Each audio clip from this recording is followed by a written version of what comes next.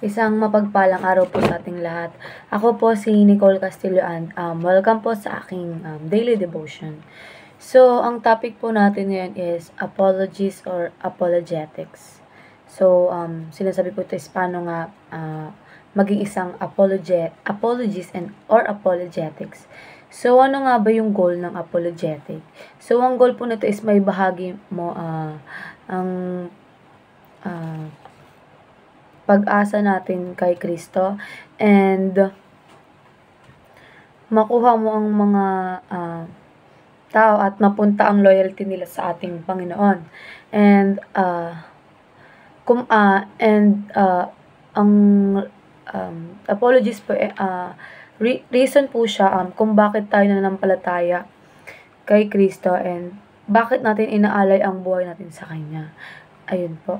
So, ayun nga po sa 1 Peter chapter 3 verse 15, but in your hearts revere Christ as Lord. Always be prepared to give an answer to everyone who asks you to give the reason for me. Hope that you asked you to give that you have, but do this with gentleness and respect, keeping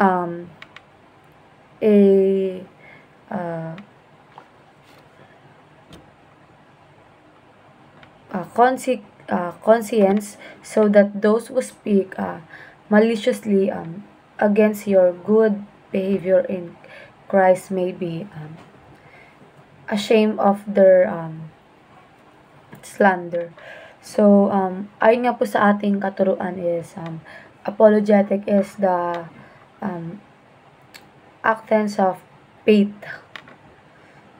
So, sinasabi po dito is marami kasing hindi naniniwala sa Diyos. So, ang task po ng mga apologetics is ipaliwanag bakit tayo mayroong Diyos. Ayun po. Ayun po yung ibig sabihin niya. So, next naman po is sinasabi rin po ito is Christians are tasked to become apologetics.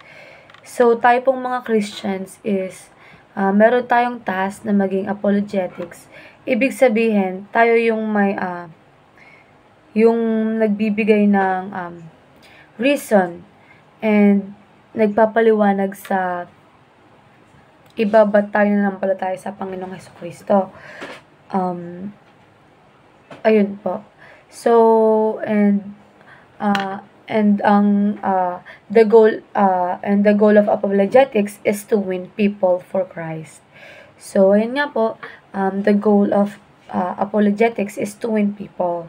So, hindi yung makikipagdebate or kung ano pa. At ang goal lang po ay may pakita sa kanila na reasonable ang ating pananampalataya sa ating Panginoong Hesukristo. So, next naman, ang application naman po nato sa atin is always be ready to give reasons for your hope in Christ. So, dapat palagi po tayong handa kapag tinanong po tayo kung bakit po tayo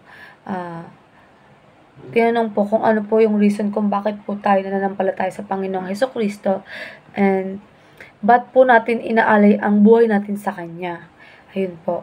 So, and also be gentle and respectful apologist. So, kapag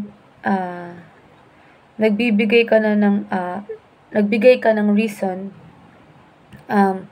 why do you believe in Jesus Christ is you need to be gentle and respectful. Ayun po. So, and also study the Bible intellectually and practically.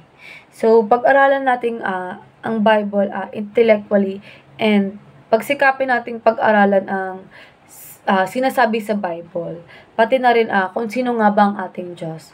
And ayun lamang po, maraming salamat po.